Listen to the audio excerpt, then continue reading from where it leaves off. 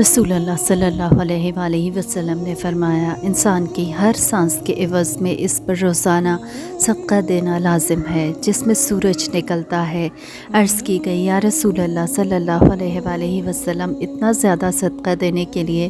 ہمارے پاس کہاں گنجائش ہے؟ رسول اللہ صلی اللہ علیہ وآلہ وسلم نے فرمایا کہ بھلائی کے دروازے زیادہ ہیں،